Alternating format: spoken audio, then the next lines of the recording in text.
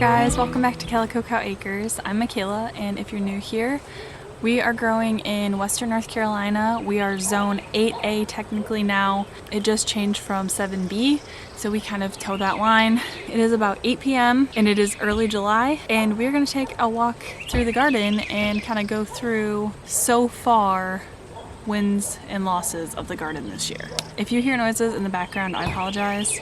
My husband, Taylor, is working on a car and that might make some noise. It's been a lot longer than I had wanted before I got to do another tour, but honestly, I have been a lot of it behind with planting everything, and I've finally gotten to the point where I'm starting to feel caught up and like I can take a breath and pause with weeding and share. If you want to see what our garden looked like a little less than 2 years ago, go watch my April 2024 garden video.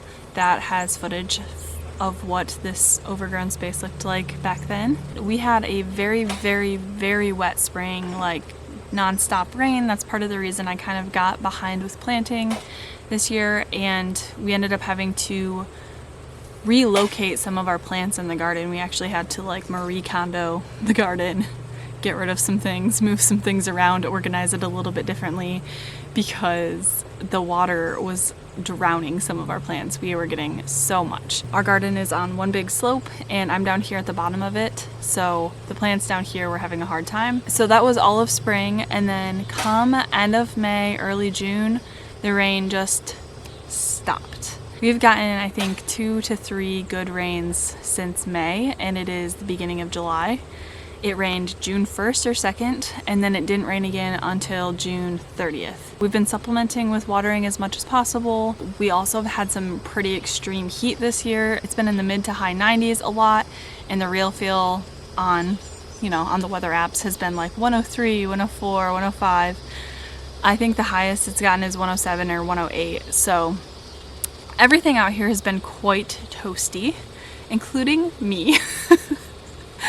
It's actually been honestly pretty hard to work out here because of the weather conditions. That's been kind of tough. Another thing that I want to point out before we hop into actually talking about the garden is I had a job schedule change. My sort of flexible schedule went to being consistent, specific hours. I don't have as much flexibility as I thought I would going into this season, so I've kind of had to adjust my expectations and let some things go. Just be forewarned, it's definitely not a perfect situation, and that is okay. This is only our second year here and we're still learning, and we're just gonna keep doing this, working at it every year, and eventually this rock solid clay soil is gonna be a luscious little Garden of Eden paradise. Okay, that's enough of me talking. Let me actually show you the plants because I know that's what you want to see. The lowest 2 beds in the garden are mostly zinnias at this point. I do have some cosmos and whatnot planted, but the zinnias are what is the star in them, and I am perfectly happy with that. We've got some Japanese beetles doing their thing to this bed, but everything looks pretty happy for the most part. And I really love having this little hedge down here. I think it's just such a pretty little pause at the end of the garden. The next 2 beds up, this one and that one, were supposed to be 2 of our pepper beds, but the peppers were getting drowned out this spring, so we moved them. And then we had a bunch of extra tomato plants, so we got those planted down here, and they're just strung up really primitively on this T-post trellis with some twine. I need to come in here and do some work to these, prune them, and get them trellised up again. But honestly, these tomatoes are doing the best out of all of our tomatoes, so I'm just happy that they are still alive. Same goes for this bed. We've got some marigolds and tomatoes all strung up on these little trellises. And then on the other side of this bed, we did leave a few peppers in that weren't seeming to struggle. Hello, Ricky. Ricky's gonna join us for a garden tour. I don't know what this is. It didn't have a label. They look kind of yellowy, but I looked the plant up and it said it was Anaheim chilies, so we'll see if they actually turn red. These peppers are actually doing really well. They haven't put any peppers off yet, but these are seeds from our neighbors. These are ahi cachuchas. I have them labeled as holler cachuchas. And then somehow a catnip plant sprouted in here, so I'm letting that grow. We have a buena mulata that I didn't think was gonna survive. It was literally 2 leaves, tiny little seedling, about 1 inch tall when I put it in the ground. And here it is, still alive. And then we have this little Thai chili. These are teeny tiny little peppers. And then on the other side again, we have 2 more pepper plants, which are massive plants, and they are actually jalapenos without any jalapenos on them except for just that one. Okay, so we've done those 4 beds down there. Coming up here, this is a mix of weeds, and then I had a whole bunch of cilantro in here. I was letting go to seed after it had served us all winter, and I harvested all of that so I can save the seeds off of it. I let it dry so it was brown and crispy, kind of like that one is. There's more of it that needs to dry still, and then that's kind of been self-seeding itself in here, but it's been so hot that those have been immediately bolting, which is fine. It's just more seeds. And then we have some lemon thyme, which is my favorite herb, and I have some sage.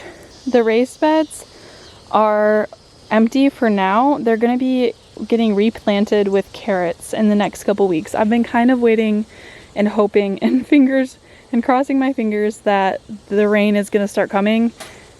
I know that if I try to plant carrots out here and remember to water them every single day, multiple times a day, so they stay moist, I will forget and it will be a waste of seeds. So I'm just waiting a little bit longer, and then we'll plant our second crop of carrots in the raised beds. These are dahlias that I still need to get in the ground, but they are doing pretty well in those bags, considering I pulled the bulbs out last year from the ground and then they just got stuck in a box in our laundry room and had no extra treatment, and then they came back to life. So I'm happy with those. I actually think it's warm enough here that I could leave those in the ground over winter, so we might try that this year. These aren't anything fancy. So again, on this other side, this is going to be carrots once the weather kind of breaks again. Hopefully. This side has parsley, more cilantro. It had a sage plant, and then that actually got too hot and crispy and it died. Okay, let's go to the sides of our tunnel and show you what's planted here now. The last time you guys saw this, it was all garlic and some elephant garlic that has since been harvested, and it is in our basement laying on tables to dry. That got harvested pretty late. I'm actually a little bummed about the garlic situation this year, but we can talk about that in a different video. I will, mental note, remember to do that, Mickayla, talk about the garlic. We have melons planted. We have various types of cantaloupe, honeydew, and watermelons planted all along the actual trellis, and those are doing amazingly. I just probably a week, maybe a week and a half ago, got all of our summer squash planted in here to replace our garlic, and they seem to be doing well, but they're young and the bugs haven't quite found them yet, so we'll see how long they last. I did try to get them mulched with some duck bedding. Hopefully that helps with the water. I need to come back out here and get these tied up, but honestly I'm very happy with how the little trellis is progressing so far. I also got those planted pretty late, so they would be taller if I planted them on time. I'm happy with where they're at. So this entire thing is patty pan squash, 8-ball zucchini, little zucchinis, other summer squashes. It's just a whole variety. Up here we have a little patch of, I'm gonna forget their name. I think they're called pink-eyed purple hull peas. These seeds were gifted to us by our friends at Hobo Creek, and I am excited to see how these turn out. I missed the gladiolus being able to show you guys, but those were so beautiful in our garden. I want to get more of those bulbs for sure. They were from the Dollar Tree, and honestly they were absolutely stunning.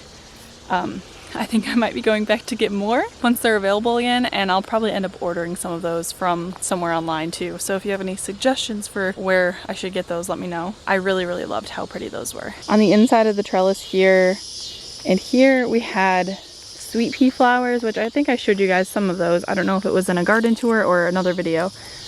They're kind of dying off because it's been so hot at this point, but I am I really loved them, so I am trying to let them dry up, and then I'm going to come pick the pea pods off of them. These are not edible, but I'm going to save the seeds for more flowers next year, so I can just replant these. We have more melons and whatnot on this side.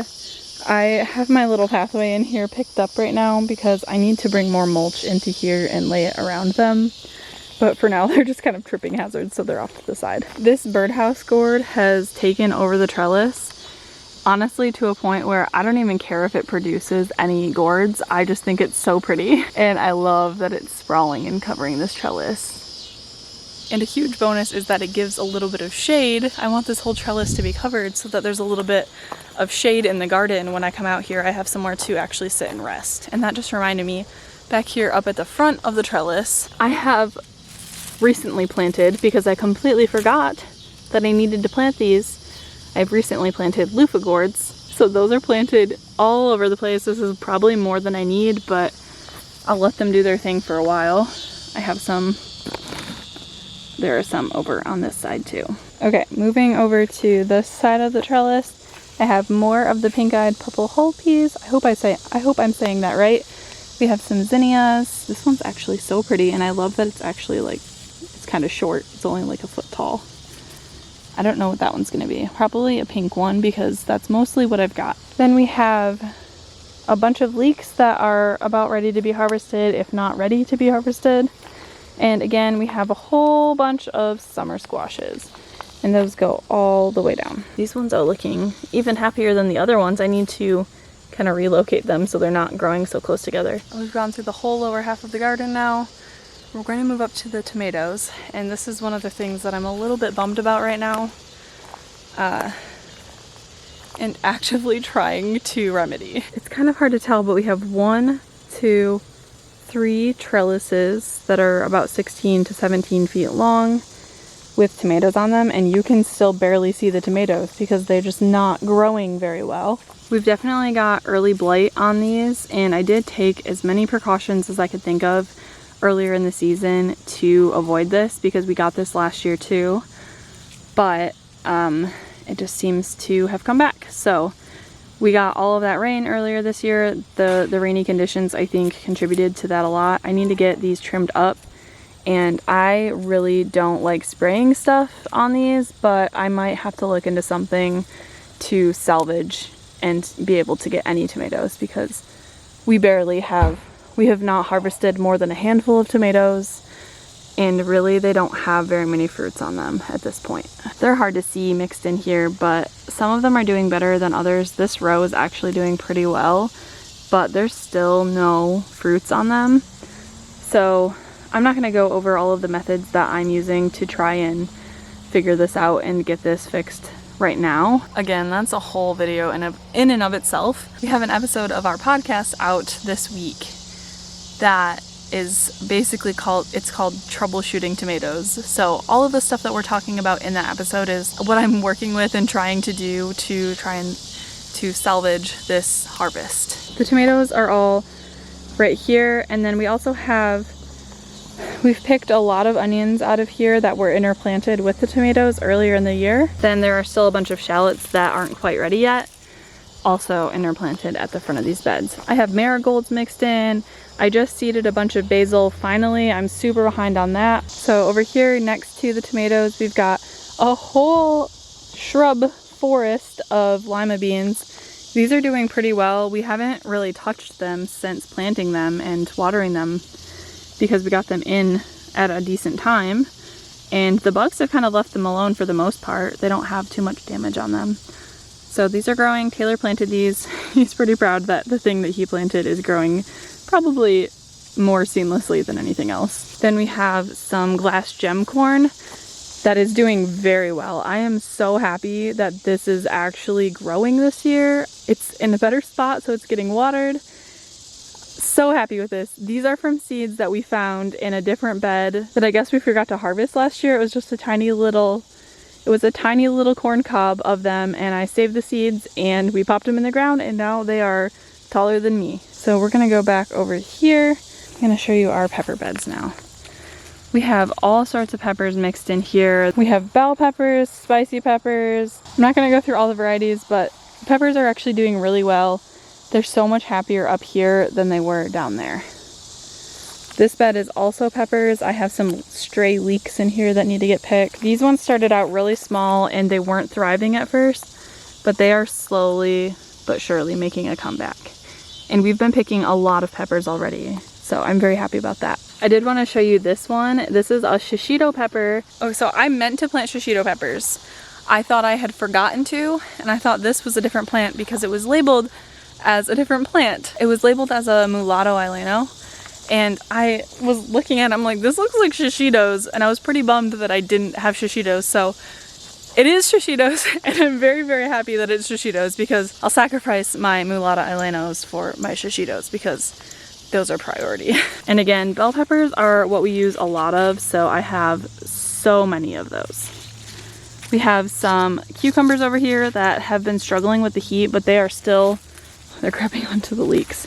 They're still putting out fruit. We've been getting a lot of these. These are muncher cucumbers, and these are my favorite. I'll use these for pickling or snacking, so they're the most versatile. These plants have seen better days, but they've given us a lot of cupes, so I am happy with that. And then we have more over here on the other side of the trellis that just came up earlier this week. I think these might be some pickling cucumbers and munching cucumbers. I have not made any pickles yet. I have been just eating all of the cucumbers and enjoying them. Something that I've been really trying to focus on this year is actually enjoying a lot more of the fresh food out of the garden.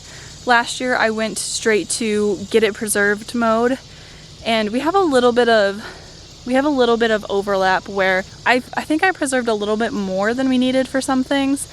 I am out of pickles, but I have so much relish, so I'm just learning that balance. And this year I really wanted to focus on challenging myself to use things fresh more often and not worrying or hyper fixating on getting things preserved for later.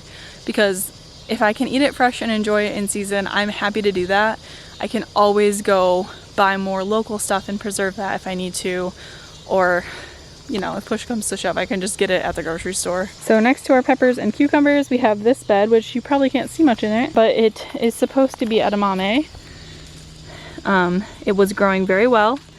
You can see I have had these hoops on it, and you can also see that it's mostly just these little sticks. The deer and bunnies have been awful this year.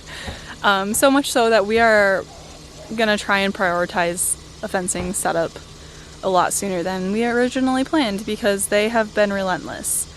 I have done everything I did last year, everything I can research, everything I've possibly been able to do besides putting up a fence because it's just not in the budget right now, and they're just eating it every night. They keep coming in here, and the bunnies crawl under this, and the deer come in here and then they get under these hoops and they keep snapping them. So super frustrating, but this is the third time I planted edamame. I'm going to be replanting it for a fourth time. So if you have tips that are available anywhere else that aren't available on Google, because I swear I've looked at everything you possibly can do to prevent them and nothing has worked for me. And onto the green bean bed, we are having the same issue. As you can see, that hoop over there is broken, and that just keeps happening. We also have some other pest damage on these, but they were still growing fine, and you can see they have little beans on them. I have not harvested any because they just keep getting picked off. Alright guys, we're back down at the bottom of the garden next to the zinnias because those are honestly one of my favorite things in the garden this year. I'll probably try and do a late July garden tour as well, do it a little bit earlier in the day, show you guys the cottage garden soon. And we need to talk about that garlic. Thank you guys so much for watching. I hope you enjoyed this video, and if you want to see our previous garden tours and what this space looked like before, don't forget to go watch this video, which is our first garden tour of the season.